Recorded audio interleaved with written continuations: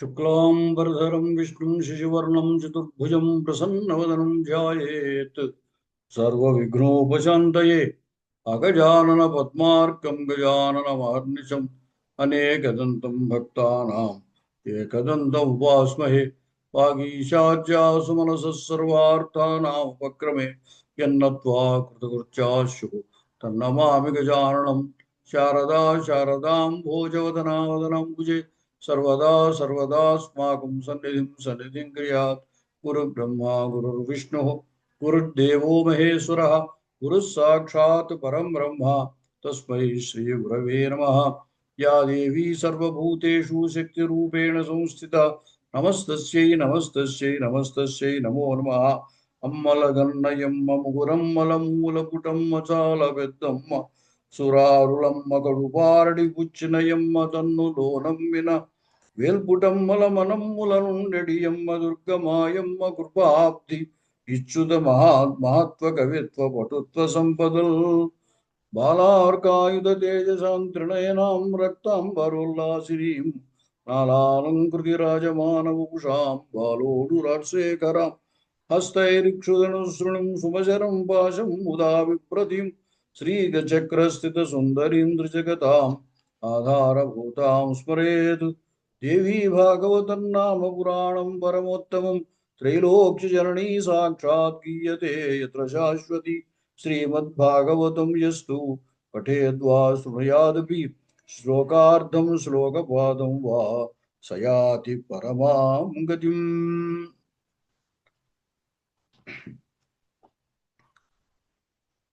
ఇంతకు ముందు మనం సావిత్రి ఉపాఖ్యానం చెప్పుకున్నాం. ఇప్పుడు లక్ష్మీ ఉపాఖ్యానం. నారదుడు నారాయణుడిని అడుగుతున్నాడు.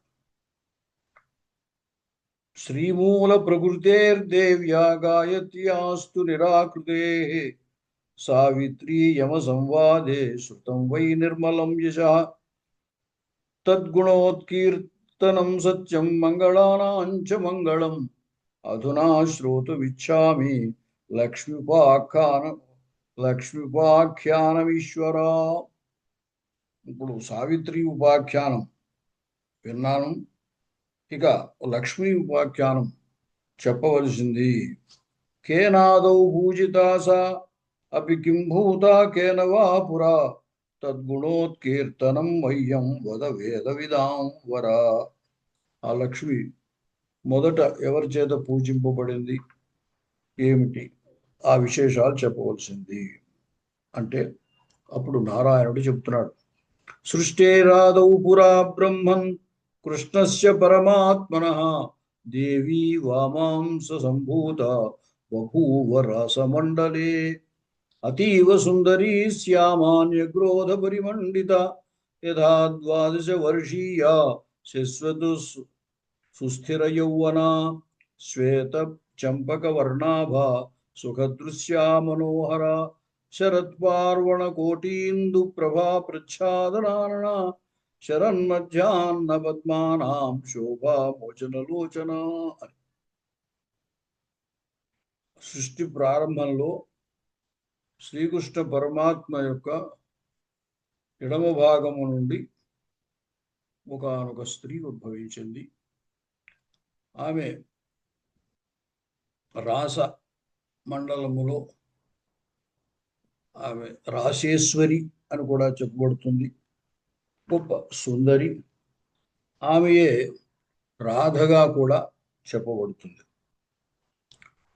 అటువంటి ఆమె సాదేవి ద్విధా భూత సహ సర్వేశ్వరేచ్ఛయా, సర్వేశ్వరుని యొక్క ఇచ్ఛ చేత ఆ ఉద్భవించినటువంటి రాసేశ్వరి రెండు విధాలుగా అయింది. అంటే రెండు స్త్రీ రూపాలని ధరించింది.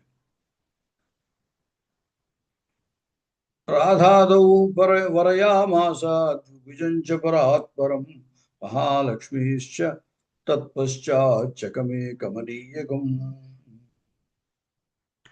ఆమె రెండు రూపాలు ధరించాక శ్రీకృష్ణుడు కూడా రెండు రూపాలు ధరించాడు. ఒకటి ద్విభుజములు, రెండు భుజాలు కలిగిన రూపం ఒకటి, 4 భుజాలు కలిగినటువంటి రూపం. అప్పుడు ఈ 2 రూపాల్లో రాధగా ఉన్నటువంటి ఆమె శ్రీకృష్ణుడిని స్వీకరించింది. రెండవ రూపము లక్ష్మీ రూపము. ఆ లక్ష్మీ రూపములో ఉన్నటువంటిది 4 భుజములు కలిగినటువంటి విష్ణువు అని అంటాము. ఆ వారిని స్వీకరించింది. దక్షిణాంశశ్చ ద్విభుజో వామాంశశ్చ చతుర్భుజः చతుర్భుజాయ ద్విభుజः మహాలక్ష్మీం దదౌ పురా లక్ష్యతే దృశ్యతే విశ్వం స్నిగ్ధదృష్టా యానిశం దేవీ భూతా చ మహతి మహాలక్ష్మీశ్చ సా స్మృతా రాధాకాంతశ్చ ద్విభుజः లక్ష్మీకాంతశ్చతుర్భుజः. అప్పుడు ఇప్పుడు శ్రీకృష్ణుడు 2 రూపాలుగా అయ్యి ఒకటి ద్విభుజ రూపము, ఒకటి చతుర్భుజ రూపము అయితే రాధ ద్విభుజ రూపాన్ని స్వీకరించింది, మహాలక్ష్మి చతుర్భుజ రూపాన్ని స్వీకరించింది. అంచేత కృష్ణుడు రాధాకాంతుడయ్యాడు, విష్ణువు లక్ష్మీకాంతుడయ్యాడు. ఆ విధంగా అయిన తర్వాత ఒకసారి ఈ లక్ష్మి అనేటువంటిది మనం ఒక శారీరకమైనటువంటి రూపముగా కాకుండా ఏ విధమైనటువంటి సంపద కలిగినా సరే దానిని లక్ష్మిగా భావిస్తారు. ఆ లక్ష్మిగా భావించినప్పుడు ఏమవుతుంది అంటే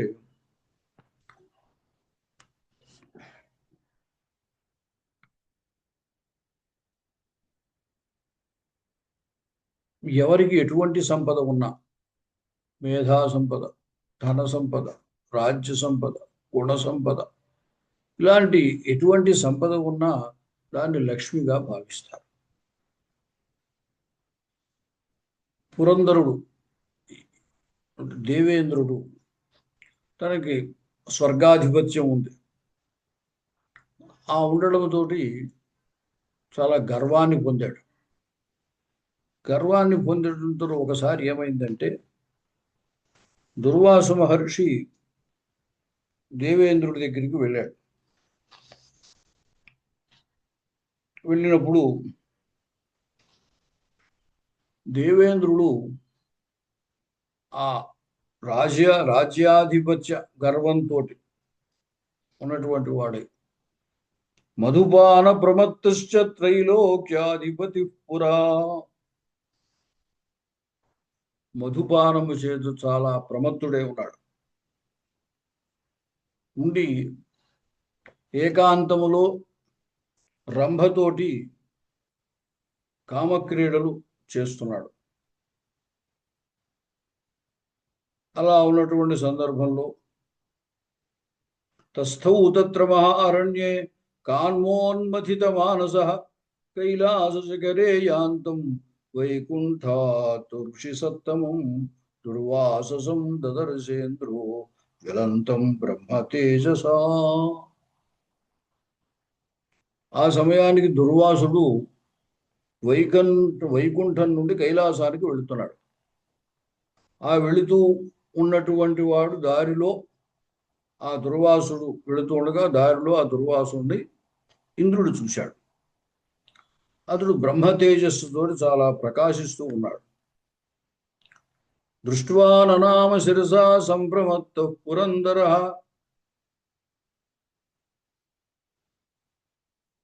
ఆయన్ని చూసి, దుర్వాసుడిని చూసి ఇంద్రుడు వినయంతో శిరస్సు వంచి నమస్కారం చేశాడు.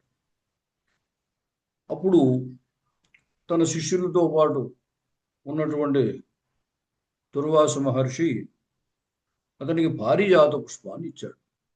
వైకుంఠం నుండి కైలాసానికి వెళుతున్నాడు కాబట్టి వైకుంఠం నుండి వస్తూ వస్తూ ఓ పారిజాత కుసుమాన్ని తీసుకొచ్చాడు. ఆ కుసుమాన్ని ఇంద్రుడికి ఇచ్చాడు. అయితే ఇంద్రుడుకేమిటి, తాను అమరావతి, తన రాజధాని అమరావతిలో పారిజాత పుష్పం ఎలాగా ఉన్నది. అందుచేత దుర్వాసుడిచ్చినటువంటి పారిజాత పుష్పాన్ని అక్కడ దిగ్గజాలు ఉంటాయి కదా, లేదా ఆయన ఆయన దగ్గర ఐరావతం ఉంటుంది, ఆ ఏనుగు మీద పెట్టాడు. విష్ణుదత్తం పారిజాత పుష్పంచ సుమనోహరం తజ్జరారోగమృత్యుఘ్నం శోకఘ్నం మోక్షకారకం శక్రః పుష్పం గృహీత్వా చ ప్రమత్తో రాజ్య సంపద పుష్పం సన్యస్తయామాస తదైవ కరిమస్తకే. విష్ణువు ఇచ్చినటువంటి పారిజాత కుసుమం దుర్వాసుడు తీసుకొస్తూ ఇంద్రుడికి ఇచ్చాడు. ఆ పారిజాత పుష్పం చాలా గొప్పది. తజ్జరారోగ మృత్యుఘ్నం శోకఘ్నం. ఆ పారిజాత కుసుము ముసలితనాన్ని కలగనివ్వదు, రోగాన్ని కలగనివ్వదు, మృత్యువుని కలగనివ్వదు, దుఃఖాన్ని కలగనివ్వదు. అటువంటి గొప్ప పారిజాత పుష్పం అది. అయితే ఇంద్రుడు తన రాజ్య గర్వము చేత ఏం చేశాడంటే ఆ పక్కనే ఉన్నటువంటి ఏనుగు మీద పుష్పాన్ని పెట్టాడు. అస్తి తత్పర్శమాత్రేణ రూపేణ చ గుణేన చ తేజసా వయసా కస్మాత్ విష్ణుతుల్యో బభూవః.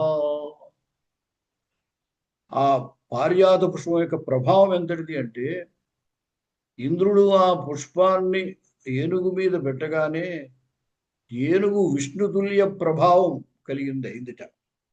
అకస్మాత్తుగా విష్ణుతుల్యో బభూవః.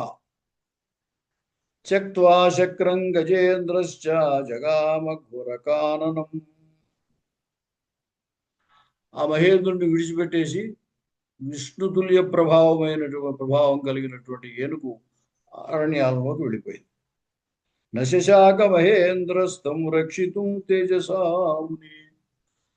తన యొక్క తేజస్సుతోటి ఆ ఏనుగుని ఈయనేమి ఆపలేకపోయాడు. అయితే తాను ఇచ్చినటువంటి పుష్పాన్ని నిరాదరణతోటి ఆ ఏనుగు మీద పెట్టడం అనేది దుర్వాసుడికి కోపాన్ని కలిగించింది. తమువాచ మహారుష్టో శశాపచ రుషాన్విత. చాలా కోపంతో ఆయన శపించాడు. ఏమని?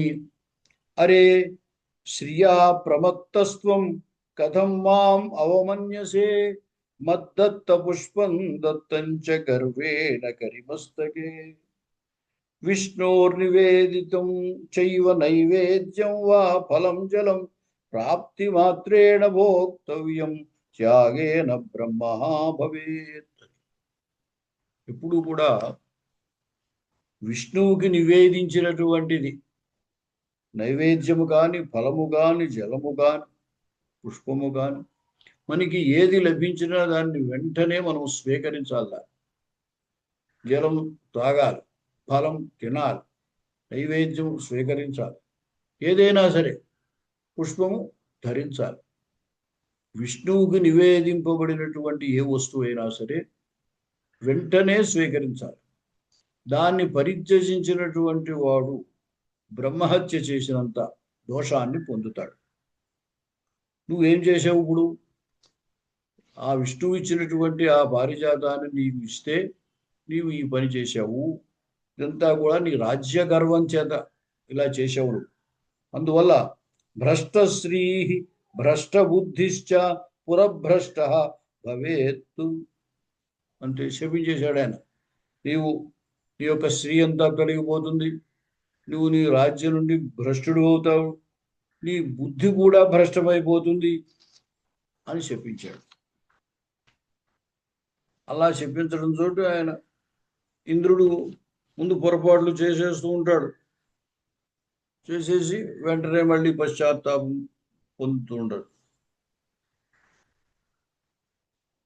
యస్చేద్ విష్ణు నైవేద్యం భాగ్యేనోపస్థితం శుభం ప్రాప్తి మాత్రేణ యోగుంతే భక్తో విష్ణు నివేదినం. ఆ విష్ణు ప్రసాదము యొక్క గొప్పతనం అటువంటిది. అలాంటిది నీవు ఇటువంటి పని చేసేవయ్యా అని చెప్పించాడు. ఇదం పుష్పం యస్య మూర్ధ్ని తస్యైవ పూజనం పరం ఇది శ్రుత్వా మహేంద్రశ్చ ధృత్వా సచరణం మునే ఉచ్చైః రురోధ శోకార్త తమువాచ భయాకులః. ఈ పుష్పం ఎవరు నెత్తి మీద ఉంటుందో అతడే గౌరవింపబడతాడు. ఇప్పుడు ఈ పుష్పము ఆ ఏనుగు మీద పెట్టాడు. ఏనుగు విష్ణుతుల్యం అయిపోయింది. అంచేత ఏనుగే గౌరవింపబడుతుంది. అసలు ఇంద్రుడు ఇప్పుడు ఇంకెవరు? ఇంద్రుడిని ఎవరు గౌరవించరు. దాంతో మహేంద్రుడు కంగారు పడిపోయి ఆ ముని యొక్క పాదాల మీద పడి ఏడ్చాడు. ఏడ్చి దత్త సముచిత శాపో మయ్యం మాయాపహ ప్రభో కృతాం స యాచే సంపత్తిం కించిత్ జ్ఞానం చ దేహి మే. ఐశ్వర్యం విపదాం బీజం జ్ఞాన ప్రచ్ఛన్న కారణం ముక్తి మార్గ కుఠారశ్చ భక్తేశ్చ వ్యవధాయకం. ఆ దుర్వాస ముని యొక్క పాదాల మీద పడి ఏడ్చి, స్వామి నువ్వు నాకు ఇటువంటి శాపం ఇవ్వడం ఉచితమే, కానీ నన్ను క్షమించు. కృతాం న యాచే సంపత్తిం, నా లక్ష్మి అంతా అపహరించబడిపోయింది, అంటే నా సంపద అంతా పోతుంది, దాన్ని నేను మళ్ళీ కోరుకోవట్లేదు ఇప్పుడు. కానీ కించిత్ జ్ఞానంచ దేహిమే, కొంచెం జ్ఞానాన్ని మాత్రం నాకు. ఐశ్వర్యము ప్రమాదములన్నిటికీ బీజం. అంటే మానవుడు తప్పులు చేయడానికి, పాపాలు చేయడానికి బీజం ఏమిటంటే ఐశ్వర్యం. అలాగే జ్ఞాన ప్రచ్ఛన్న కారణం, మనకున్న జ్ఞానాన్ని కప్పేస్తుంది. ముక్తి మార్గాన్ని అడ్డగిస్తుంది. ముక్తి మార్గ కుఠారశ్చ, అలాగే భక్తేశ్చ వ్యవధాయకం. ఈ డబ్బు ఏం చేస్తుందంటే సుఖలాలసను పెంచుతుంది. భోగభాగ్యాలు అనుభవించాలనుకుంటాడు డబ్బున్నటువంటి వాడు. అటువంటి వాడు క్రమంగా భక్తికి దూరం అయిపోతాడు. కాబట్టి నేను నాకు దూరమైనటువంటి సంపదని కోరుకోవటం లేదు, కానీ బుద్ధిభ్రష్టుడు అవుతావన్నావు, అందుచేత కొంచెం జ్ఞానాన్ని ప్రసాదించవలసింది అని కోరాడు. అప్పుడు ఆ దుర్వాస మహర్షి జన్మ మృత్యు జరా శోక రోగ బీజాంకురం పరం సంపత్తి తిమిరాంధశ్చ ముక్తి మార్గం న పశ్యతి సంపన్మత్తో విమూఢశ్చ సురామత్తస్స ఏవ చ బాంధవైర్ద్వేష్టితస్ సోపి బంధుత్వేనైవ హే హరే సంపత్తి మదమత్తశ్చ విషయాంధశ్చ విఫ్వలః మహాకామీ రాజసికః సత్వమార్గం న పశ్యతి. సంపద కనుక ఉన్నట్టయితే ఎటువంటి అనర్థాలు కలుగుతాయో చెప్తాడు. సంపత్తి అనేటువంటి ఆ చీకటి ముసిరేసింది అన్నట్టయితే అటువంటి వాడు ముక్తి మార్గాన్ని చూడలేడు. ఆ సంపదల చేత మదించినటువంటి వాడు, సురాపానము చేసినటువంటి వాడు బంధువులతో ఉన్నప్పటికీ కూడా ఆ బంధుత్వాన్ని అతడు గుర్తించడు. అలాగే విషయాంధుడై విషయాల పట్ల ప్రవర్తించేటువంటి వాడే ఎప్పుడు వాటిలోనే మునిగి తేలుతూ ఉంటాడు. సత్వ మార్గాన్ని కనుక్కోలేడు. ద్విధో విషయాంధశ్చ రాజసస్తామస స్మృత. విషయాంధుడు అవడంలో కూడా రెండు రకాలుగా ఉంది. తామస విషయాంధత్వము, రాజస విషయాంధత్వము, రెండు కూడా. అంటే తామస గుణం విషయముల పట్ల అత్యంతము ఆసక్తి కలిగి ఉండడం, విషయాంధుడవడం అంటే ఎల్లప్పుడూ ఆ విషయములందే మునిగిపోవడం. అయితే ఆ అంధత్వము కూడా రెండు రకాలు అన్నాడు. రజోగుణం వల్ల కలిగేది, తమో గుణం వల్ల కలిగేది. అశాస్త్రమైనటువంటి భోగభాగ్యముల్లో కానీ విషయముల్లో కానీ ఆసక్తుడే ఉండడం అనేది తామస విషయాంధత్వం. శాస్త్ర సమ్మతమైనటువంటి విషయాసక్తుడై ఉండడం అనేది రాజస విషయాంధత్వం. అదేవిధంగా ప్రవృత్తి బీజమేకంచ నివృత్తే కారణం పరం. దీంట్లో ఒకటి ప్రవృత్తి బీజము, మరొకటి నివృత్తి బీజం. ప్రవృత్తి అంటే అజ్ఞానముతోటి అశాస్త్రీయమైనటువంటి సుఖాల యందు మునిగిపోయేటువంటి వాడు, అది ప్రవృత్తి బీజం. కాబట్టి ఎప్పుడూ అలాగ ప్రవర్తిస్తూనే ఉంటాడు. జ్ఞానము చేత శాస్త్ర సమ్మతములైన విషయాసక్తుడైన వాడు మెల్లమెల్లగా నివృత్తిని పొందుతాడు. అంచేత నివృత్తికి కారణమదవుతుంది అని చెప్పాడు. ఈ విధంగా అతడు శపించాడు, వెళ్ళిపోయాడు. తర్వాత గురువు గారి దగ్గరికి వెళ్ళాడు ఇంద్రుడు. వెళ్ళి, అయ్యా ఇలా జరిగింది అంటే, ఇదం శృతం గురోర్భక్త్రాత్ యత్పృచ్ఛసి పురందర మునేస్తద్వచనం శ్రుత్వా వీతరాగో బభూవసః.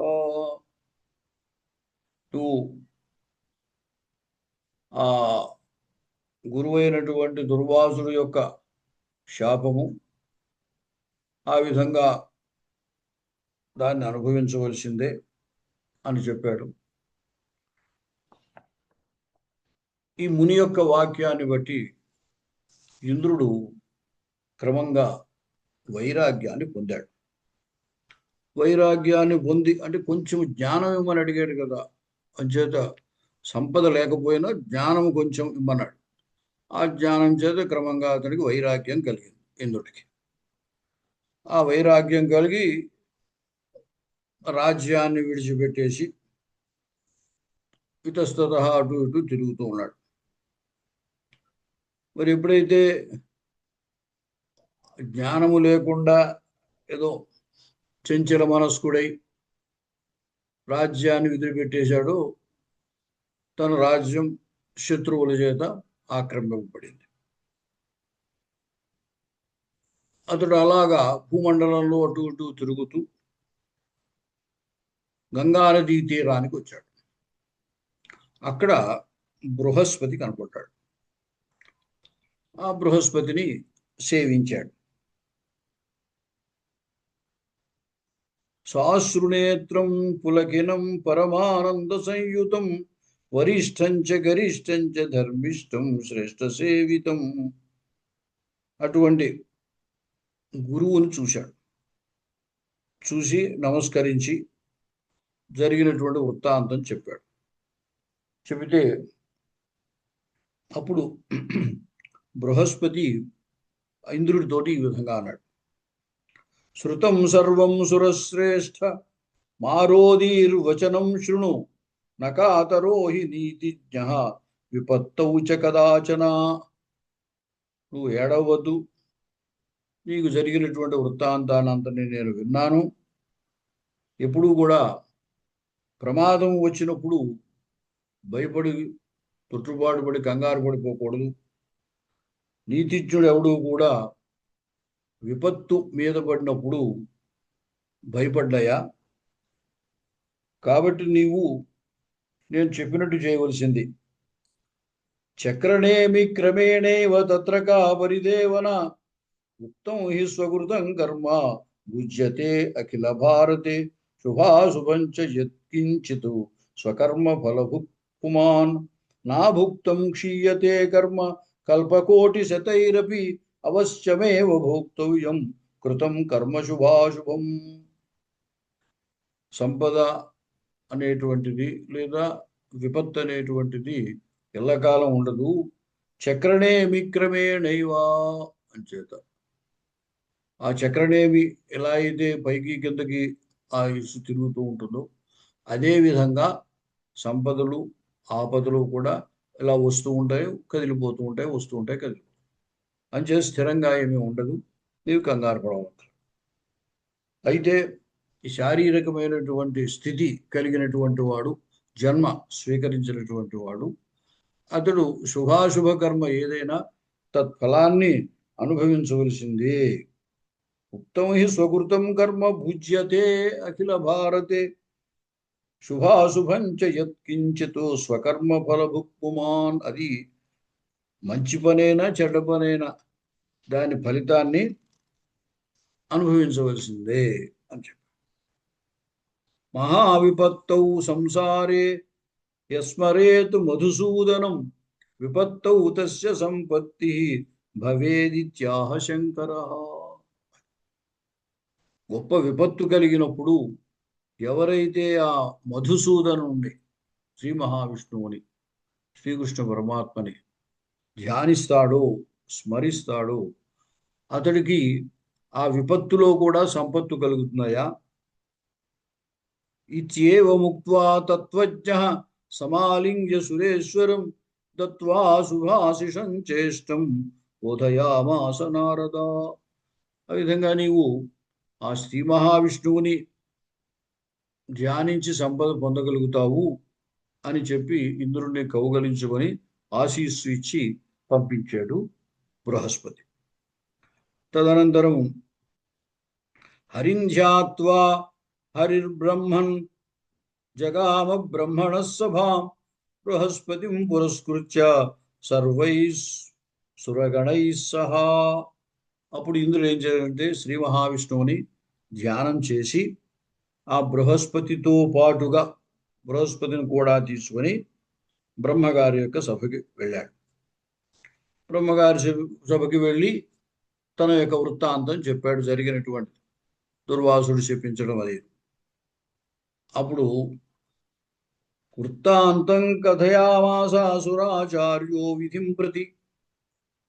అదే కూడా వెళ్ళారు కదా గురువు గారు బృహస్పతి, ఆయన వివరించి చెప్పాడు. చెబితే బ్రహ్మగారు నవ్వారు. నవ్వి వత్స మద్వంశజాతోసి ప్రపౌత్రో మే విచక్షణ బృహస్పతే శిష్యస్త్వం సురాణామధిపస్వయం. ఆయన నువ్వు నా వంశజాతుడివి, పైగా బృహస్పతి యొక్క శిష్యుడివి, దేవతలందరికీ కూడా అధిపతివి, మాతా పతివ్రతాయస్య పితా శుద్ధో జితేంద్రియ మాతామహో మాతులశ్చ కథం సో అహంకృతో భవేత్తు. తల్లి పతివ్రత, తండ్రి జితేంద్రియుడు. అలా అటువంటిప్పుడు మాతామహుడు మాతులుడు కూడా కథం సో అహంకృతో భవేత్. అతడు అహంకారం కలిగిన వాడు ఎలా అవుతాడయ్యా. జన పైతృక దోషేన దోషాన్ ఆత్మా మహస్య చ గురు దోషాత్ త్రిభిర్దోషై హరిదోషీ భవే ధ్రువం.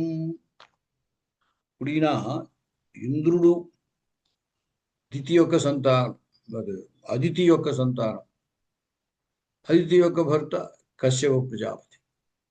అంచేత కశ్యపుడు మహర్షి, అదితి గొప్ప పతివ్రత. వారికి జన్మించినటువంటి వాడు ఎలాగ అహంకారం కలిగినటువంటి వాడు అవుతాడు. అందుచేత ఇదంతా కూడా ఇటువంటివి ఎలా వస్తూ ఉంటాయంటే పైతృక దోషం వల్ల కలుగుతూ ఉంటాయి. ఇక్కడ 3 రకములైనటువంటి దోషాలు చెప్పాడు. జన పైతృక దోషేన దోషాన్ మాతామహస్య చ.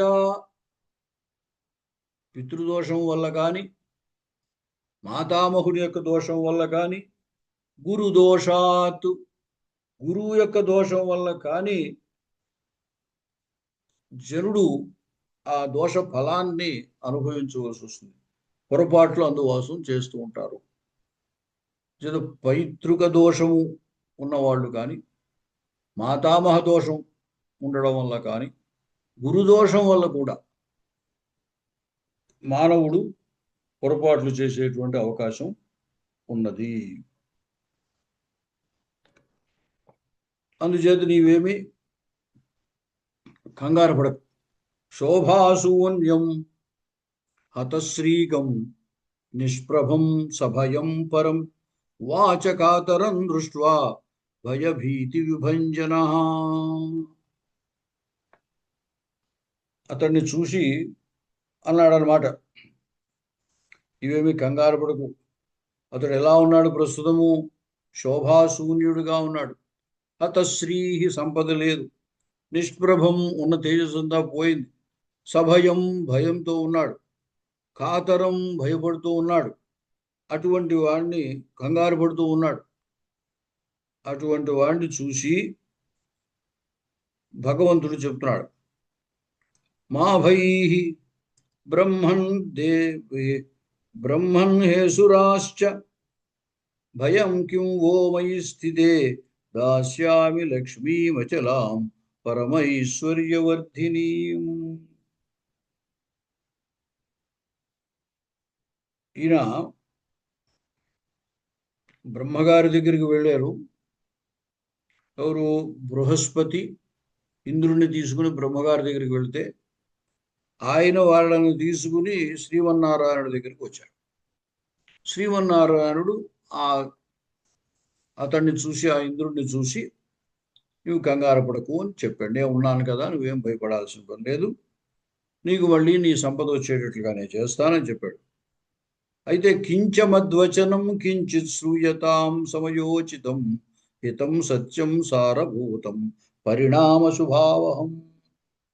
కొంచెం నా మాట విను, ఇది సారభూతమైనటువంటిది, నీకు హితాన్ని కలగజేసేటువంటి మాట, దీన్ని వినవలసింది అని చెప్పాడు. యం యం మృష్టో హి మద్భక్తో మత్పరో హి నిరంకుశ తద్గృహేహన్న తిష్ఠామి పద్మయాసా నిశ్చితం.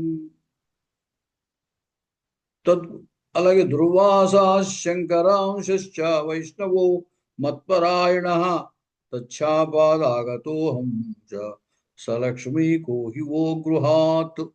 ఇప్పుడు కూడా దుర్వాసుడు, వైష్ణవ మత్పరాయణ, అంతేగాక శంకరాంశ్చ రుద్రుడి యొక్క అంశములో జన్మించినటువంటి వాడు దుర్వాస మహర్షి. అయితే విష్ణు భక్తుడు. అతడు శపించడం కారణంగా లక్ష్మీదేవితో పాటుగా నీ యొక్క గృహా నుండి నేను బయటకు వచ్చేవలసి వచ్చింది. అంటే దుర్వాస శాపము ఇంద్రుడికి శపించడం చేత ఇంద్రుడికి లక్ష్మీదేవి ఉండకూడదు, అంటే సంపద ఉండకూడదు. కాబట్టి ఆ నారాయణుడు లక్ష్మీదేవితో పాటుగా అక్కడ ఇంద్రుడి యొక్క భవనం నుండి వదులుకొచ్చేసాడు. ఎత్ర శంఖధ్వనిర్నాస్తి తులసి న శివార్చనం న భోజనం చ విప్రాణం న పద్మా తత్ర తిష్టతి. అది శంఖధ్వని లేని చోట, అలాగే తులసి లేనటువంటి చోట, శివార్చన లేనటువంటి చోట, బ్రాహ్మణులకు భోజనం పెట్టనటువంటి చోట లక్ష్మీదేవి ఉండదయ్యా. కాబట్టి అంతేకాకుండా ఎత్ర ఎత్ర హరేరచ్చ అర్చ హరేరుత్కీర్తనం తథా తత్ర తిష్టతి సాదేవి సర్వమంగళమంగళ. ఎక్కడైతే శ్రీ మహావిష్ణువు యొక్క అర్చన జరుగుతుందో, శ్రీ మహావిష్ణువు యొక్క కీర్తన జరుగుతుందో అక్కడ ఆ దేవి లక్ష్మీదేవి ఉంటుంది.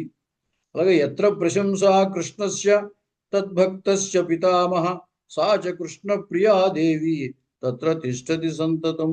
అలాగే ఎక్కడైతే కృష్ణుని యొక్క ప్రశంస జరుగుతుందో, అలాగే తద్భక్తస్య కృష్ణుడు భక్తుల యొక్క ప్రశంస కూడా జరుగుతుందో అటువంటి చోటే లక్ష్మీదేవి ఉంటుంది. కాబట్టి ఇప్పుడు నీకు మళ్ళీ సంపద కావాలి అన్నట్టయితే మథిత్వా సాగరం లక్ష్మీం దేవేభ్యో దేహి పద్మజా. సాగరాన్ని మథించి లక్ష్మిని దేవతలకు ఇవ్వవలసింది అని చెప్పారు శ్రీమన్నారాయణుడు బ్రహ్మగారితో. అప్పుడు దేవతలందరూ కలిసి ఆ సాగరాన్ని మథించారు. ఆ సాగరం నుండి వచ్చినటువంటి లక్ష్మిని దేవతలకు ఇచ్చారు. అక్కడ ధన్వంతరించ పీయూషం ఉచ్చైశ్రవసమీప్సితం నానారత్నం హస్తిరత్నం ప్రాపు లక్ష్మీం సుదర్శనం. ఇవన్నీ కూడా ఆ సముద్ర మథనములో ధన్వంతరి, పీయూషం అమృతము, ఉచ్చైశ్రవము, అలాగే రత్నములు, ఐరావతము, లక్ష్మీదేవి, సుదర్శనము, వనమాల, ఇవన్నీ కూడా ఆ సముద్ర మథనం జరిగినప్పుడు బయటకు వచ్చినటువంటివి అన్నమాట. ఆ వచ్చిన తర్వాత ఆ లక్ష్మీదేవిని దేవతలకు ఇవ్వడం చేత ప్రాపు దేవాస్వ విషయం దైత్యగ్రస్తం భయంకరం. వీళ్ళకి లక్ష్మి వచ్చిందంటే వీళ్ళకి రాజ్య లక్ష్మి వచ్చేసింది. అంచేత అంతకుముందు శత్రువులు ఆక్రమించినటువంటి అంటే దైత్యులు ఆక్రమించినటువంటి స్వర్గరాజ్యము మళ్ళీ ఇంద్రుడు పొందాడు. మహాలక్ష్మి ప్రసాదేన వరదానేన నారద. ఆ విధంగా లక్ష్మి మళ్ళీ ఇంద్రుడికి చెందడం జరిగిందనమాట. అయితే అప్పుడు నారదుడు అన్నాడు, ఈ లక్ష్మీ ఉపాఖ్యానం బాగానే ఉంది, మరి దీన్ని ఎట్లా మనం లక్ష్మీదేవిని ధ్యానం చేయాలి, స్తోత్రం చేయాలి, చెప్పవలసింది అన్నాడు.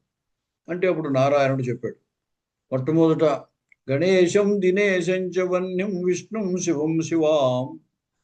మొట్టమొదట వినాయకుణ్ణి, తర్వాత సూర్యుణ్ణి, అగ్నిని, విష్ణువుని, శివుణ్ణి, పార్వతిని వీరిని ముందు ధ్యానించి తదనంతరం లక్ష్మీదేవిని స్తోత్రం చేయవలసింది.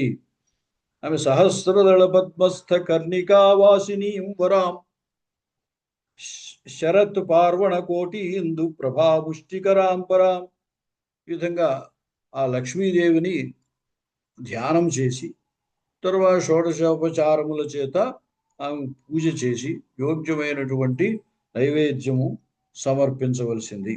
ఆ విధంగా లక్ష్మీ ధ్యానము స్తోత్రము చేసినట్టయితే వాళ్ళందరికీ ఆ లక్ష్మీదేవి తమ కోరికన్నటువంటి కోరికల్ని తీరుస్తారు. ఆ ఇంద్రుడు కూడా ఆ విధంగానే చేశాడు. పురంధరుడు ఆ లక్ష్మీదేవిని ఏ విధంగా స్తోత్రం చేశారో చెప్పాడు. నమః కమలవాసిన్యై నారాయణ్యై నమో నమః కృష్ణప్రియాయై సతతం మహాలక్ష్మై నమో నమః పత్రేక్షణాయై చ పద్మాస్యాయై నమో నమః పద్మాసనాయై పద్మిన్యై వైష్ణవ్యై నమో నమః సర్వసంపత్స్వరూపిణ్యై సర్వారాధ్యై నమో నమః.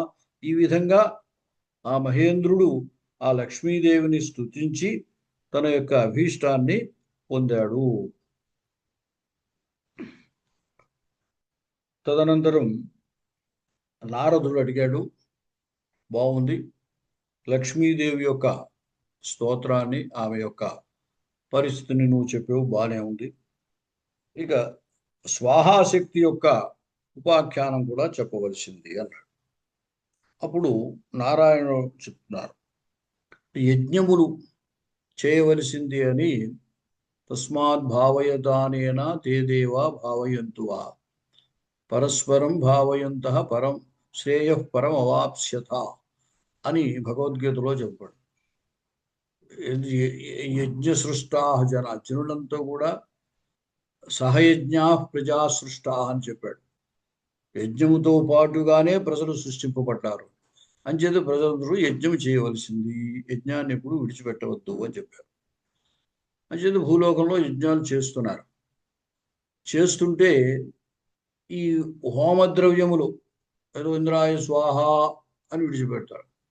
పెడితే అగ్నిహోత్రుడు ఆ హవిస్సుని పదార్థాన్ని తీసుకువెళ్ళి ఇంద్రుడికి ఇవ్వాలి. ఎందుకంటే వాళ్ళంతా కూడా హవిర్భుజ, దేవతలందరూ కూడా అగ్నిహోత్రంలో చేయబడినటువంటి హవిస్సుని భోజనం చేసేటువంటి వాళ్ళు. అంటే అది వాళ్ళకి దక్కాలి. అయితే ఏమైందిట, వీళ్ళు యజ్ఞాలు చేస్తున్నారు కానీ దేవతలకి ఆ ఆహారాలు అందట్లేదు. అందకపోతే వాళ్ళందరూ కంగారు పడ్డారు. పడి అడిగే శ్రీమన్నారాయణ, హవిర్దదతి విప్రాశ్చ భక్త్యా చ క్షత్రియాదయ సురా నైవ ప్రాప్నువంతి తద్దానం ముని పంగవా. కింద భూలోకంలో బ్రాహ్మణాదులు యజ్ఞం చేస్తున్నారు, హవిస్సులు ఇస్తున్నారు, కానీ అది మాకు రావట్లేదయ్యా, మాకు భోజనం లేకుండా ఉంది అని వీళ్ళందరూ కూడా అన్నారు. బ్రహ్మగారితో చెప్పారు. చెబితే అప్పుడు వాళ్ళందరూ కలిసి బ్రహ్మాశ్రుత్వాతు ధ్యానేన శ్రీకృష్ణం శరణం యో పూజాం చకార ప్రకృతే ధ్యానేనైవ తదాజ్ఞయా. బ్రహ్మగారి దగ్గరికి వెళ్తే బ్రహ్మ ఆ విష్ణువుని ధ్యానం చేశాడు. చేస్తే అప్పుడు తదాజ్ఞయ ధ్యానము వస్తే ఆ ప్రకృతి యొక్క ఆజ్ఞ చేత ప్రకృతే కలయా చైవ సర్వశక్తి స్వరూపిణి అతీవ సుందరీ శ్యామ రమణీయా మనోహరా. ఒకానొక ప్రకృతి శక్తి చేత ఒకానొక స్త్రీ ఉద్భవించింది. ఆమెయే మనం స్వాహాదేవి అని అంటాం అన్నమాట. అయితే ఉద్భవిస్తే ఆ ప్రజాపతి ఏమన్నాడంటే, త్వమగ్నేర్దాహికా శక్తిర్భవయాతీవ సుందరీ త్వన్నామోచ్చార్య మంత్రాంతే యోదాస్యతి హవిర్నరః. నీవు అగ్నికి దాహక శక్తిగా ఉండవలసింది. నీ నామాన్ని ఉచ్చరించి యజ్ఞములో ఎవరైతే హవిస్సులు ఇస్తారో ఆ హవిస్సులు ఇప్పుడు దేవతలకు చేరతాయి అన్నాడు. అంటే అప్పుడు స్వాహ అన్నది, నేను అహం కృష్ణం భజిష్యామి తపసా సుచిరేణ చ. నేను ఎప్పుడో చాలా కాలం నుండి ఎల్లప్పుడూ కృష్ణుణ్ణే సేవిస్తూ ఉన్నాను, కాబట్టి నేను కృష్ణుడి గురించే తపస్సు చేస్తాను, అగ్ని దగ్గరికి వెళ్ళడం ఏమిటి అన్నది. జగామ తపసే దేవి ధ్యాత్వా కృష్ణం నిరామయం. ఆ కృష్ణుణ్ణే ధ్యానం చేస్తూ తపస్సు చేస్తూ ఉన్నది. చాలా కష్టమైనటువంటి తపస్సు చేయడంతో ఆమె పాపం మూర్ఛాం సంప్రాప కాలేన, కొంతకాలానికి ఆమె మూర్ఛ పొందింది, సమ్మోహపడింది. మూర్ఛపడగానే అప్పుడు ఆ శ్రీకృష్ణుడు సముత్థాప్యచతాం క్రోడే క్షీణాంగీం తపసాచిరం. ఆ శ్రీకృష్ణ భగవానుడు ఆ మూర్ఛపోయినటువంటి ఆమెని తట్టి లేపి తన ఒళ్ళోకి తీసుకొని చెప్పాడు, వారాహే వై త్వం అంశేన మమ పత్ని భవిష్యసి. నువ్వు నా యొక్క భార్య అవుతావు, కంగారు పడకు. నామ్నా నాగజితి కన్యా కాంతే నగ్నచితస్య చ అధునా అగ్నే దాహికా త్వం భవ పత్నీ చ భామిని. నీవు రాబోయేటువంటి కాలంలో అంశముగా నా యొక్క అంశము చేతనే నాకు పత్నిగా అవుతావు, కాబట్టి నువ్వేమీ కంగారు పడవద్దు. ఇప్పుడు ప్రస్తుతం నువ్వు అగ్నికి దాహక శక్తిగా ఉండవలసింది, భార్యగా ఉండవలసింది. మంత్ర అంగరూపా పూజ్యా చ మత్ప్రసాదాత్ భవిష్యసి. నువ్వు తప్పనిసరిగా అలా ఉన్నట్లయితే మంత్రాంగభూత వై, అందరి చేత గౌరవింపబడేటువంటి దానివై నా యొక్క అనుగ్రహం చేత తదనంతరం నాకు భార్యగా అవుతావు అని చెప్పాడు. అప్పటి నుంచి ఏం చేశారంటే ఋషులు, మునులు, బ్రాహ్మణులు, క్షత్రియులు కూడా మంత్రోచ్చారణ చేసినప్పుడు ఆ మంత్రము చివరిలో స్వాహ అని ఉచ్చరించారు. అప్పటి నుంచి వాళ్ళు చేసేటువంటి యజ్ఞముల్లో ఇవ్వబడినటువంటి హవిస్సులన్నీ కూడా దేవతలకు ఆహారంగా లభిస్తున్నాయి. అది స్వాహాదేవి యొక్క వృత్తాంతం. అదేవిధంగా స్వధాదేవి, ఆ స్వధ అనేటువంటిది కూడా పితృలోకంలో పితృదేవతలందరికీ కూడా వారికి ఆహారము చేరాలి అంటే ఈ స్వధ మంత్రముల చివరిలో స్వధాకారముతోటే ఉచ్చరించినట్లయితేనే వారికి ఆ ఆహారం చేరుతుందన్నమాట. ఆ స్వధాదేవిని కూడా ఓం హ్రీం శ్రీం క్లీం స్వధాదేవ్యై స్వాహేతి చ మహామునే. ఆ మంత్రము చేత ఆ స్వధాదేవిని జపించి పూజించాలన్నమాట. ఈ స్వధోచ్చారణ మాత్రేన తీర్థస్నాయి భవేన్నర ముచ్యతే సర్వపాపేభ్య వాజపేయ ఫలం భవేత్. స్వధా అని పితృదేవతలకి మనం మంత్రం చెప్పేటప్పుడు ఉచ్చరించినంత మాత్రము చేత అతడు తీర్థమునందు స్నానం చేసినటువంటి ఫలితాన్ని పొందుతాడు, అన్ని పాపముల నుండి కూడా విముక్తులవుతాడు. ఈ పితృకర్మలలో శ్రాద్ధాధిష్టాతృదేవి శ్రాద్ధాదీనాం ఫలప్రదా. ఈ స్వధాదేవి శ్రాద్ధ కర్మలకు అధిష్టాత్రి అయినటువంటి దేవత, శ్రాద్ధాదులకు ఫలాన్ని ఇచ్చేటువంటి దేవత అన్నమాట. ఆ విధంగా స్వధాదేవి యొక్క వృత్తాంతాన్ని చెప్పాడు. చేవ ముక్వాస బ్రహ్మలోకే స్వసంసది తస్థౌచ సహసా సద్యస్వధా సావిర్బభూవ. ఆ విధంగా ఆ స్వధాదేవి ఆవిర్భవించింది. ఆ స్వధాదేవి చేతను పితృకార్యములన్నీ కూడా సఫలమవుతాయి. మనం పితృకార్యముల్లో స్వధాకారముతో ఉచ్చరించి చేసేటువంటి పనులన్నీ కూడా తత్ఫలాన్ని పితృదేవతలకు అందించేటువంటిది అనమాట ఆ స్వధాదేవి. అదేవిధంగా దక్షిణాదేవి. ఈ దక్షిణ అనేటువంటి యజ్ఞ దక్షిణ అంటాం. యజ్ఞము చేసి ఆ యజ్ఞములో దక్షిణగా సమర్పిస్తారు. ఈ దక్షిణాదేవి కూడా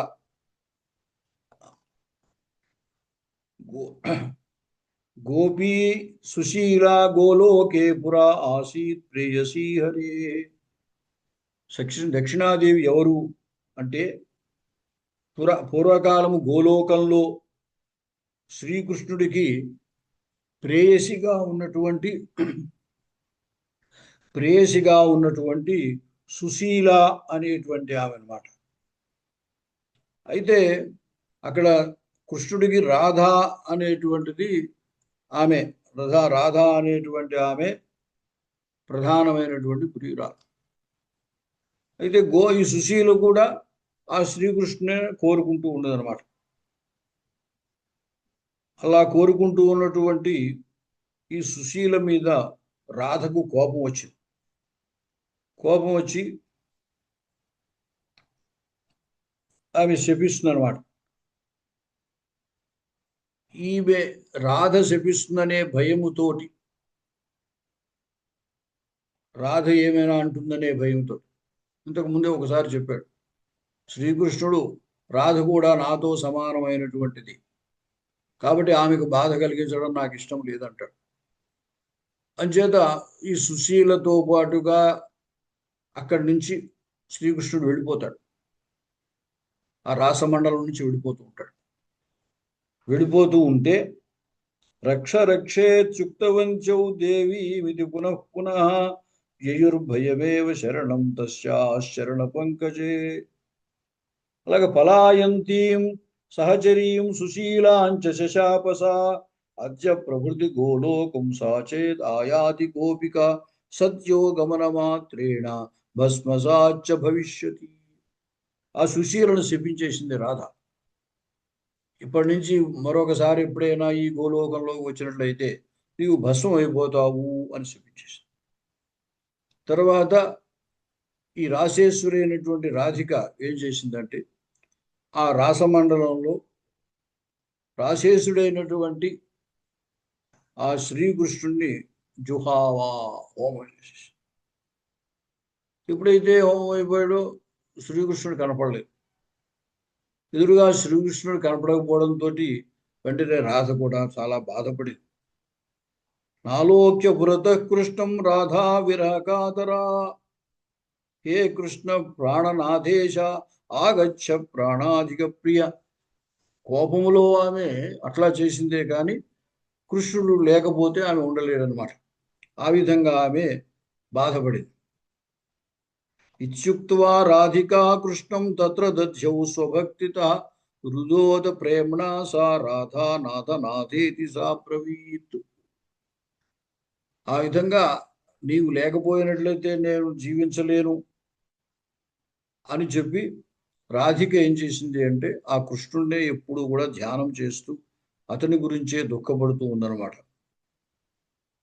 దధ్యౌచ శుచిరం భక్త్యా ప్రత్యాదేశం ఆపసహ.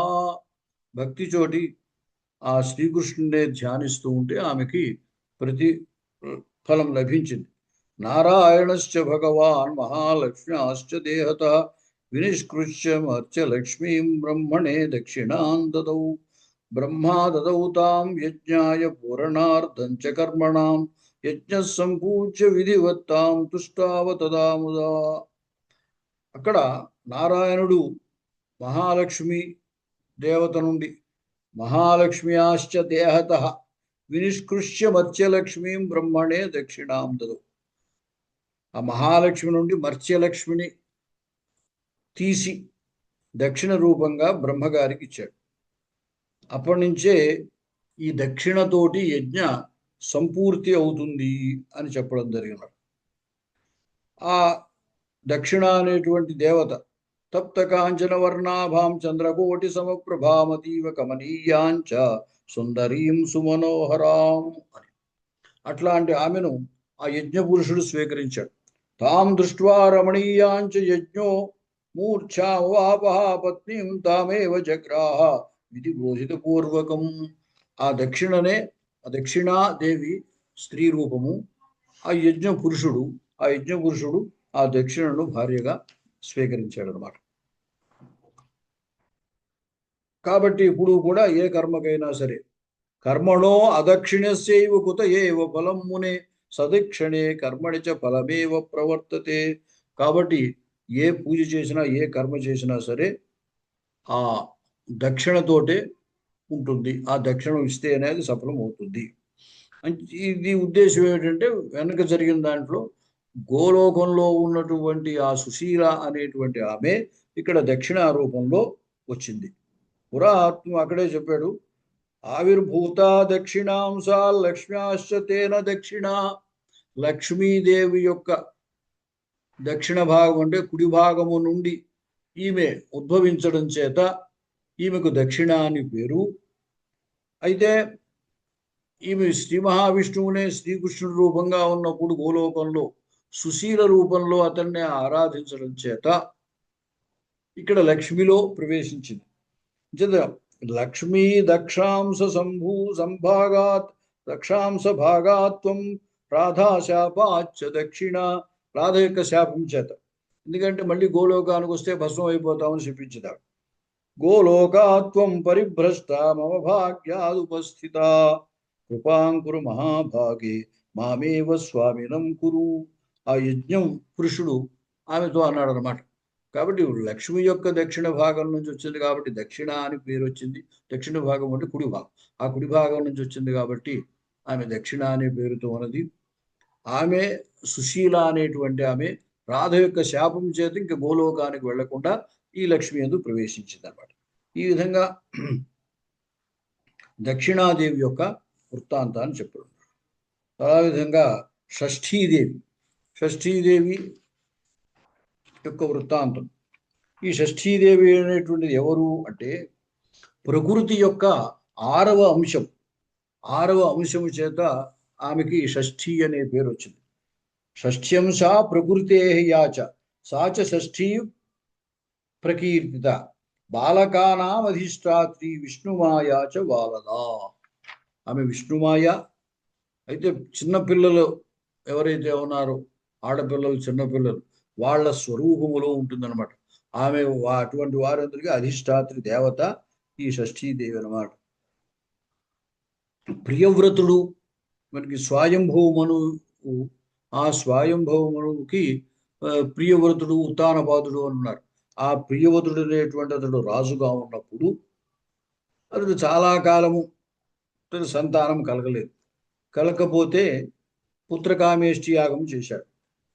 అలా చేసినప్పుడు పుత్రేష్టి యజ్ఞం తంచాపి కారయామాస కశ్యపుడు ఆమె చేత యజ్ఞం చేయించాడు. మాలిన్యైదస్య కాంతాయై ముని యజ్ఞచరుం దదౌ. ఆ యజ్ఞములో యజ్ఞ చెరువు అని అంటారు. చెరువు అంటే ఒక అన్నము లాంటి దాన్ని ఉడకబెట్టింది కాల్చినటువంటిది రొట్టె లాంటి పదార్థం అన్నమాట. పురోడాశి మూల. మామూలుగా అయితే ఏ పదార్థం వేయకుండా ఉట్టి అన్నాన్ని చెరువు అని అంటారు యజ్ఞంలో. అంచేత ఆ యజ్ఞంలో ఉన్నటువంటి ఆ చెరువుని యజ్ఞ పురుషుడికి యజ్ఞానికి ఆ దేవతకి నివేదన చేసిన తర్వాత ఆమెకి ఇచ్చాడు తినడానికి. మాలిన్యైతస్య కాంతాయై ముని యజ్ఞచరుందదో భుక్తవచ్చాంచరుం తస్యాం సత్యో గర్భో భూవ. ఆమె ఆ చెరువును తిన్న తర్వాత ఆమెకి సత్యోగర్భం వచ్చింది, ఆ గర్భాన్ని తాల్చింది. తతశుషావస బ్రహ్మన్ కుమారం కనకప్రభుం.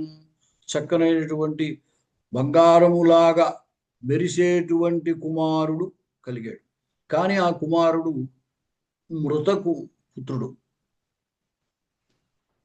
సర్వావయవ సంపన్నుడు, కనకప్రభుడు అయినప్పటికీ మృతం ఉత్తారలోచనం. పాపం మృత శిశువుని కన్నదామె. కనడంతో చాలా బాధపడింది. రాజు కూడా చాలా బాధపడ్డాడు. అయితే మృతుడు అయిన కుమారుడు కాబట్టి శ్మశానానికి తీసుకెళ్ళాడు. శ్మశానంచ యౌ రాజా గృహీత్వా బాలకం మునే. అతడు శ్మశానంలోకి తీసుకువెళ్ళినప్పుడు శ్మశానంలో ఉండగా అక్కడికి ఒక విమానం వచ్చింది. ఏతస్మిన్ అంతరే తత్ర విమానం చ దదర్శ సహా. ఆ విమానంలో దేవి ఉన్నది. తత్ర దదర్శ తత్ర దేవీం చ కమనీయాం మనోహరాం శ్వేత చంపక వర్ణాభాం శశ్వతు సుస్థిర యౌవనం. అమ్మవారు మహాదేవిని అక్కడ చూశాడు. ఆ విమానంలో వచ్చింది ఆవిడ చూశాడు. చూస్తే రాజు ప్రశ్నించాడు, కాత్వం సుశోభనే కాంతే కస్య కాంతాసు సువ్రతే. ఎవరు, ఎక్కడ, ఏమిటి అని వివరాలు అడిగాడు. అయితే ఆమె దేవసేన. దేవసేన అని పేరు, దేవతల యొక్క సేన అని సాధారణమైన అర్థం. అయితే ఈ దేవసేన అనేటువంటి ఆమె దేవతలు చేసేటువంటి యుద్ధాలన్నింటిలో వాళ్ళకి శక్తి స్వరూపిణిగా ఉండేటువంటి ఆమె. ఈ దేవసేననే మనకి కుమారస్వామికి ఇచ్చి వివాహం చేస్తారు స్కందుడికి. అది ఆమె దేవసేన, దేవానాం రణకారిణి ఆవిడ. దేవానాం జైత్యగ్రస్తానాం పురా సేనా బభూవస జయం దదౌ సా తేభ్యశ్చ దేవసేన చ తేన సా. వారికి జయాన్ని కలిగించడం చేత ఆమెకి దేవసేన అనేటువంటి పేరు వచ్చిందనమాట. కాబట్టి నీ ఎవరు అంటే నేను దేవసేన అని చెప్పింది. సృష్టవాం మాం మనసా ధాత దదౌ స్కందాయ భూమిపా అని చెప్పింది. నేను స్కందుని యొక్క భార్యను. బ్రహ్మగారు నన్ను సృష్టించి స్కందునికి ఇచ్చారు, వివాహం చేశారు. నేను స్కందుని యొక్క భార్య. మహాజ్ఞానేన సా దేవి జీవయామాస లీలయా రాజా దదర్శ తంబాలం సుస్మితం కనక ప్రభం. అయితే మృత శిశువు జన్మించాడు కదా, అంచేత రాజు చేతిలో ఆ మృత శిశువు ఉన్నాడు. అప్పుడు ఆమె తన యొక్క శక్తి చేత ఆ కుమారుణ్ణి ఉజ్జీవింపజేసింది.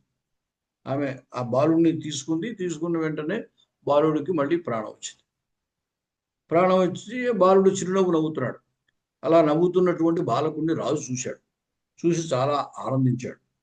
ఆనందించి ఆమె ఆ దేవిని స్తుతించాడు. అయితే ఆమె ఆ బాలుడిని తీసుకుని వెళ్ళిపోబోతోంది. గృహీత్వా బాలకం దేవి గగనం గంతు ఉద్యత. ఆ బాలుడిని తీసుకుని ఆమె వెళ్ళిపోతుంది. వెళ్ళిపోబోతుంటే రాజు ప్రార్థించాడు. నృపస్తోత్రేణ సా దేవి పరిదుష్టా బభూవ. అతని యొక్క స్తోత్రం చేత ఆమె సంతోషించినటువంటిదై అతనితో అన్నది, మమ పూజాంచ సర్వత్ర కారయిత్వా స్వయం కురు. నువ్వు రాజువు కాబట్టి సర్వత్ర అన్ని చోట్ల కూడా అందరి చేత నా పూజ చేయించు. నువ్వు కూడా స్వయంగా నా పూజ చేయి. తదా దాస్యామి పుత్రంతే కులపుత్పద్మం మనోహరం. కాబట్టి నీ వంశదేవకుడైనటువంటి పుత్రుని అప్పుడు నీకు ఇస్తాను. అతడి పేరు అప్పుడు సువ్రతం నామ విఖ్యాతం గుణవంతం సుపండితం. మంచి గుణములు జ్ఞానము కలిగినటువంటి వాడిని ఇస్తాను. సువ్రతుడు అతని పేరు. ఆ విధంగా నీకు మళ్ళీ నేను అందజేస్తాను, నీవు ఆ పని చేయవలసింది అని చెప్పింది. ఆ విధంగా ఆమె ఆ పుత్రుని తీసుకుని వెళ్ళిపోయింది. వెళ్ళిపోయిన తర్వాత రాజు ఇంటికి వచ్చి అన్ని చోట్ల కూడా ఆ దేవీ పూజ జరిగేటట్లుగా చూశాడు. తాను కూడా ఆ దేవీ పూజ చేశాడు. ఓం హ్రీం షష్ఠీదేవ్యై స్వాహేతి విధిపూర్వకం అష్టాక్షరం మహామంత్రం యథాశక్తి జపేర్నర. యథాశక్తిగా అష్టాక్షర మంత్రాన్ని, ఓం హ్రీం షష్ఠీదేవ్యై స్వాహ అనేటువంటి మంత్రాన్ని అతను జపించాడు. తర్వాత స్తోత్రం, నమో దేవ్యై మహాదేవ్యై సిద్ధ్యై శాంత్యై నమో నమః శుభాయై దేవసేనాయై షష్ఠై దేవ్యై నమో నమః. ఆ విధంగా ఆ దేవత షష్ఠీదేవి యొక్క ప్రార్థన స్తోత్రము చేశాడు. చేసి ధనం దేహి ప్రియాన్ దేహి పుత్రం దేహి సురేశ్వరి మానం దేహి జయం దేహి ద్విషోజహి మహేశ్వరి ధర్మం దేహి యశో దేహి షష్ఠీదేవ్యై నమో నమః. ఈ విధంగా స్తోత్రం చేస్తే ఆమె చాలా ఆనందించినటువంటిదై ఆ షష్ఠీదేవి ఆ సువ్రతుడు అనేటువంటి ఆ పుత్రుడిని ఆ ప్రియవ్రతుడికి ఇచ్చింది. ఇది షష్ఠీదేవి యొక్క వృత్తాంతం అన్నమాట. అదేవిధంగా మంగళచండి అనేటువంటిది ఆమె యొక్క వృత్తాంతాన్ని కూడా చెప్పడం జరిగింది దీంట్లో. దేవీ మంగళచండీ చ తదాఖ్యానం నిశామయ. ఈ మంగళచండి అనేటువంటిది పూజ్యాయా వర్తతే చండీ మంగళోపి మహీసుత మంగళాభీష్టదేవీయా సావా మంగళచండికా.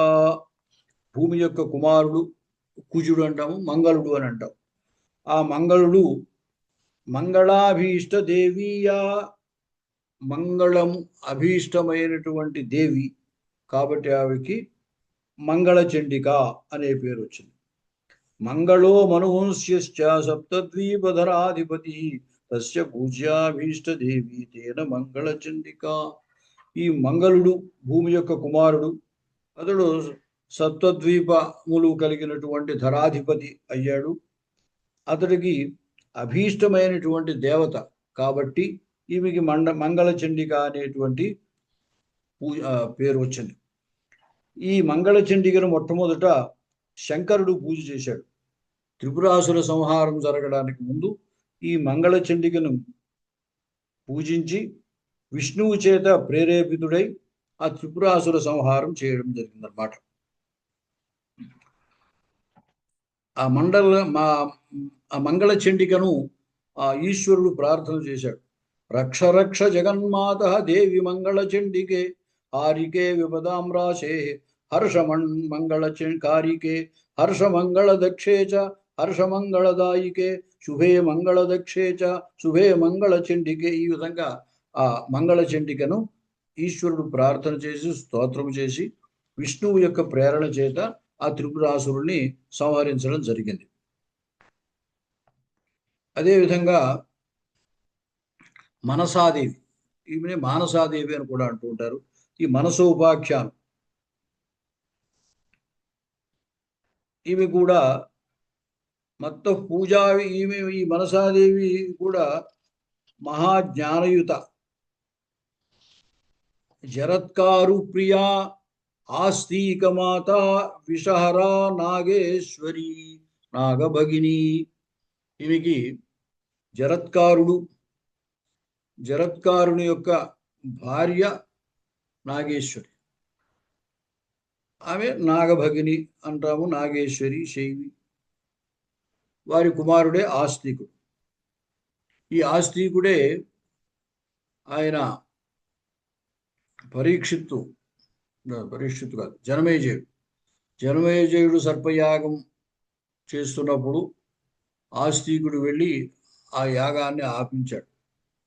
ఎందువల్ల అంటే తన తల్లి నాగ స్త్రీ అంటే తల్లి యొక్క కోరికను స్వీకరించి ఆమె కోరిక ప్రకారం వెళ్ళి జనమేజయుడు చేసేటువంటి సర్పయాగాన్ని ఆపించాడు అన్నమాట. అటువంటి నాగమాత నాగేశ్వరి అని లేదా మానసాదేవి అని ఈమెనంటారు. ఈమె యొక్క పేర్లు కనుక మనం స్మరించినట్లయితే వైష్ణవి నాగభగిని శైవి నాగేశ్వరి సదా జగత్కారు జగద్గౌరీ మనసా సిద్ధయోగిని జరత్కారు ప్రియా ఆస్తిక మాత విషహరేతి చ మహాజ్ఞానయుతా చైవా సాదేవి విశ్వపూజిత. ఇవి 12 పేర్లు. ఈ ద్వాదశైతాని నామాని పూజాకాలే తు యఃపఠేత్ తస్య నాగభయం నాస్తి తస్య వంశోద్భవస్య చ. ఆ విధంగా నాగభయం ఉండకుండా ఉంటుందట. ఈ మానసోపాఖ్యానంలో ఈ నాగేశ్వరి మాతని కనుక మనం ధ్యానం చేసినట్లయితే, మానసాదేవి అని పేరు ఆవిడికి. ఓం హ్రీం శ్రీం క్లీం ఐం మనసాదేవ్యై స్వాహేతి కీర్తిత. ఆ విధంగా ఆ మంత్రము చేత ఆమెను ప్రశంసడము, ధ్యానం చేయడము, పూజ చేయడము చేయవలసింది అని చెప్పాడు. అది సంధ్యాలోపభయేనైవ నిద్రాభంగ కృతస్తవా. ఈ మనసాదేవి యొక్క వృత్తాంతాన్ని చెప్పినప్పుడు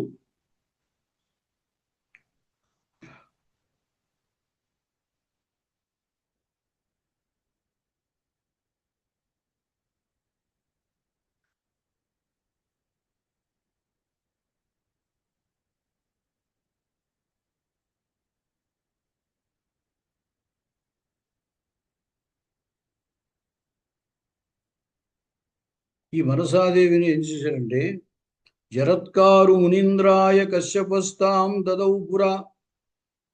మనసాదేవిని కశ్యపుడు జరత్కారు మునికి ఇచ్చి వివాహం చేశాడు. అయితే ఈయనేమి అడగలేదు. అడగకపోయినా ఆ మనసాదేవిని ఇచ్చి వివాహం చేశారు. ఆయన స్వీకరించాడు. స్వీకరించిన తర్వాత ఆయన తపస్సు చేసుకునేటువంటి వాడు. ఓ వటవృక్షం కింద కూర్చుని ఆయన తపస్సు చేసుకుని అక్కడే విశ్రమించాడు. సుష్వాపదేవ్యా జగనే వటమూలే చ పుష్కరే. ఆ వటమూలంలో దేవి యొక్క ఒళ్ళో తలపెట్టుకుని నిద్రపోయాడు. నిద్రపోతే సాయంకాలం అయింది. మరి సాయంకాలం నిద్రపోకూడదు, సంధ్యా సమయంలో నిద్రించకూడదు. అయితే మరి భర్త నిద్రిస్తున్నాడు. నిద్రించేవాడిని లేపితే నిద్రాభంగం చేసిన దోషం వస్తుంది. లేపకపోయినట్టయితే సంధ్యాకాలంలో నిద్రించడం వల్ల అతనికి దోషం వస్తుంది, ధర్మలోపం కలుగుతుంది. పాపం ఏం చేయాలా అని సందేహించింది. అయినప్పటికీ కూడా నిద్రాభంగం జరిగినా సరే ధర్మలోపం జరగకూడదు అనే ఉద్దేశంతో అతన్ని లేపింది.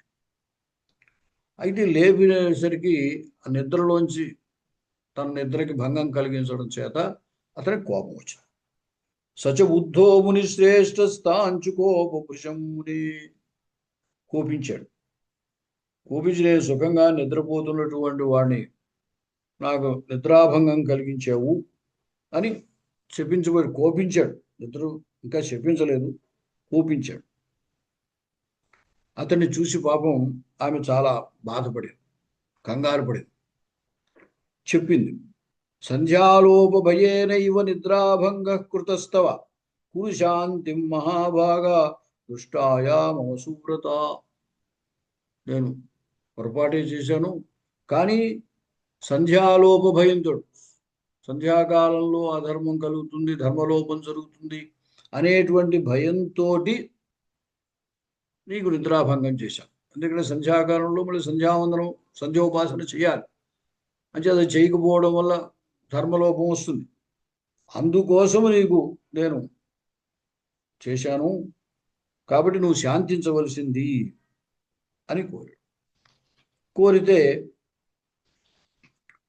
ఇత్యుక్త్వా మనసా దేవి స్వామిన చరణాంబుజే పపాత భక్త్యా భీతా చ రురోధి చ పునః పునః.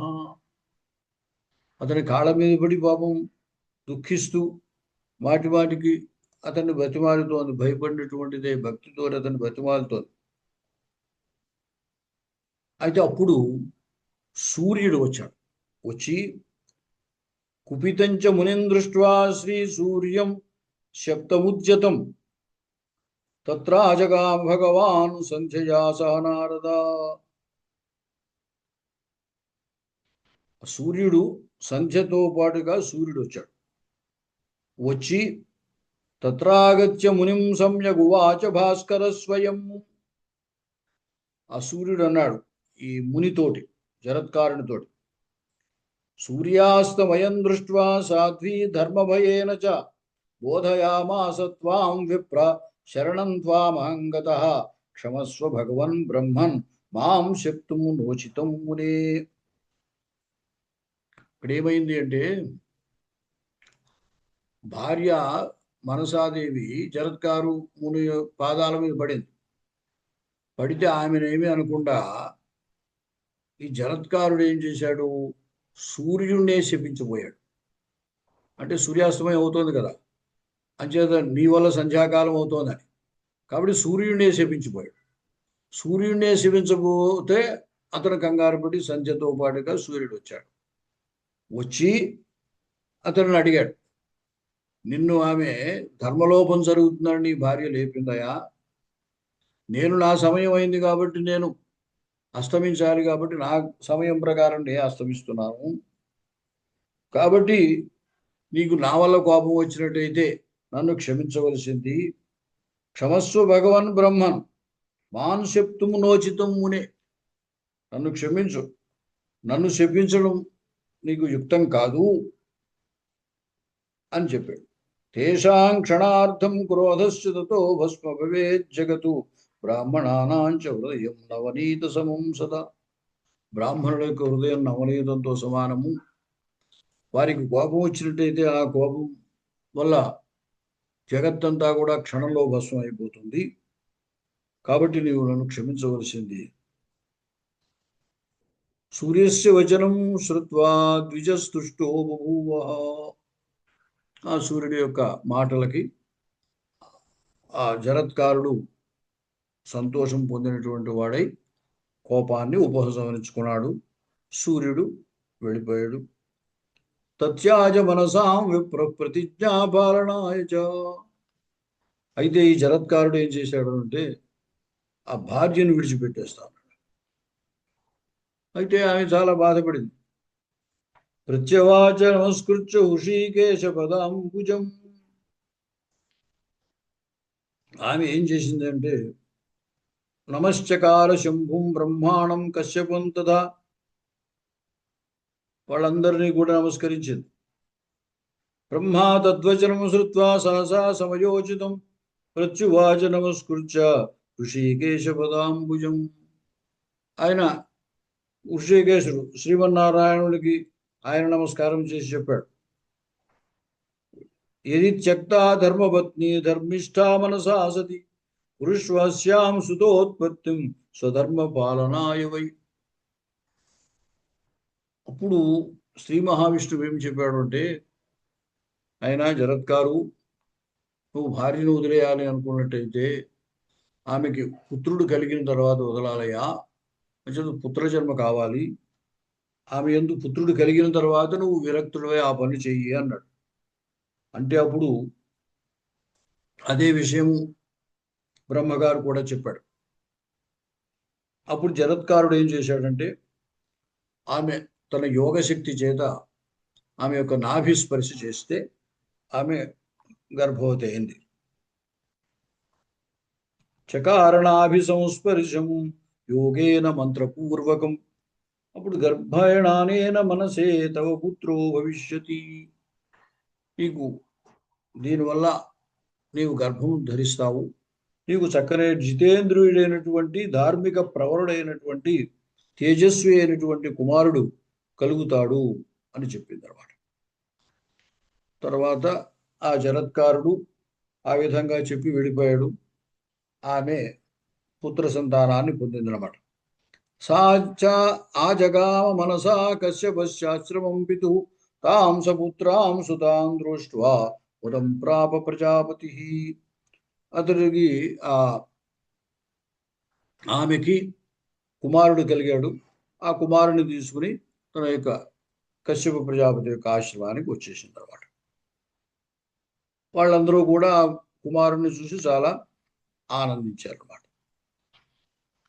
సాసపుత్రాచ సుచిరం తస్థౌ తాతాలయే సదా తదీయం పునరాఖ్యానం వక్ష్యామి తన్నిశామయ. అథ అభిమన్యు తనయే బ్రహ్మశాప పరీక్షితే బభూవ సహసా బ్రహ్మన్ దైవదోషేణ కర్మణ సప్తాహే సమతీదేతు తక్షకస్త్వాం చ దక్షతి. తర్వాత బ్రహ్మశాపం వల్ల ఈ అభిమన్యుడి యొక్క కుమారుడు పరీక్షిత్తు, అతడు బ్రహ్మశాపం చేత 7 రోజుల్లో మన బ్రాహ్మణుడు యొక్క శాపం చేత 7 రోజుల్లో మరణిస్తావు అనడం. ఆ తక్షకుడు అతన్ని సర్పంగా కాటేయడానికి ప్రయత్నించడం.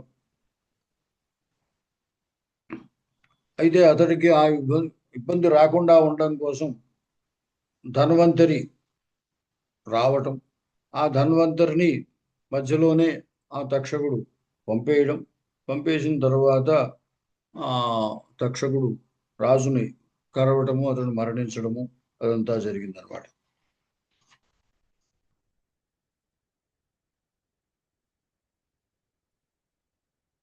కాబట్టి ఆ మనసాదేవి అనేటువంటి ఆమెని స్తోత్రము చేసినట్లయితే సర్పముల వల్ల కలిగేటువంటి బాధలేవి కలగవు అని చెప్పాడు. ఓం శ్రీం హ్రీం మనసాదేవ్యై స్వాహ ఇత్యేవం చ మంత్రతః అని ఆ విధంగా ఆమెని ఆ మంత్రము చేత చెప్పించి స్తోత్రం చేయవలసింది అన్నాడు. అదేవిధంగా సురభి, సురభి అంటే కామధేను, గోవులన్నిటి కూడా అధిష్టాతృదేవి అయినటువంటిది ఆ సురభి. ఆ సురభి యొక్క జన్మ కూడా ఇక్కడ చెప్పబడింది. ఎందువలన అంటే బభూవ సురభి పూజ్య ధర్మవక్త్రాదిదం శృతం.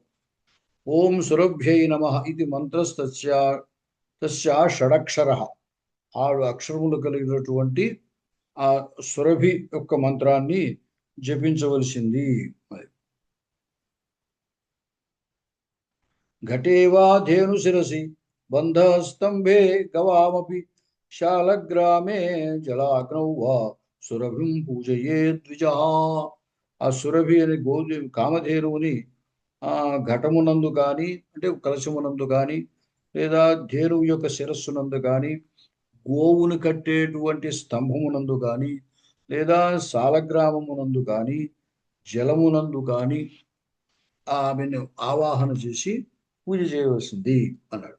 నమో దేవ్యై మహాదేవ్యై సురభ్యై చ నమో నమ గవాంబీజ స్వరూపాయై నమస్తే జగదంబికే నమో రాధా ప్రియాయై చ పద్మాంశాయై నమో నమ. ఆ విధంగా ఆ సురభి యొక్క స్తోత్రము చేయవలసింది అని చెప్పాడు. తదనంతరం రాధా దుర్గా విధానము, రాధ అనేటువంటిది గోలోకంలో రాసేశ్వరి ఆవిడ, శ్రీకృష్ణుడికి ప్రియురాలుగా ఉన్నటువంటిది ఆమె రాధ అన్నమాట. ఆ రాధికా మంత్రము షడక్షరమైనటువంటి ఆ రాధికా మంత్రాన్ని జపించినట్లయితే ఆమె యొక్క అనుగ్రహం కలుగుతుంది. రాధ్నోతి సకలాన్ కామాన్ తస్మాత్ రాధేతి కీర్తిత. మన కోరికలన్నిటినీ కూడా తీర్చేటువంటిది కాబట్టి ఆమె రాధిక అనేటువంటి పేరు ఆమెకు వచ్చింది. ఆమెను శ్వేత చంపక వర్ణాభాం శరదిందు సమాననాం కోటి చంద్ర ప్రతీకాశాం శరదంభోజలోచనాం, ఈ విధంగా ఆమెను స్తోత్రం చేయవలసింది. అలాగే మూలమంత్రాన్ని జపించవలసింది. తతస్సువీత దేవేశీం స్తోత్రైర్నామ సహస్రకై సహస్ర సంఖ్యంచ జపం నిత్యం కుర్యాత్ ప్రయత్నతః. ఆ విధంగా ఆమెను జపము ఏకంగా సహస్ర సంఖ్య 1000 సార్లు ఆమె యొక్క మంత్రాన్ని జపించవలసింది. ఆ విధంగా రాసేశ్వరి యొక్క ఇది ప్రాచీనముందే గోలోకములో ఉన్నటువంటి కృష్ణుడు అనే కథ ఇంతకు ముందే వచ్చింది. ఆ కృష్ణుడి యొక్క భార్యగా ప్రేయసిగా అక్కడ రాధ ఉన్నదన్నమాట. ఆమెను గురించి చెప్పి తరువాత దుర్గ గురించి చెప్పారు. దుర్గ సంకటహంత్రీతి దుర్గేతి ప్రతితా భువి. చాలా కష్టసాధ్యములైనటువంటి దాట శక్యము కానటువంటి సంకటముల నుండి మనని బయటికి తీసుకొస్తుంది, ఆ సంకటాలన్నింటినీ హరించి వేస్తుంది. కాబట్టి ఆమెకి దుర్గా అనేటువంటి పేరు వచ్చిందనమాట.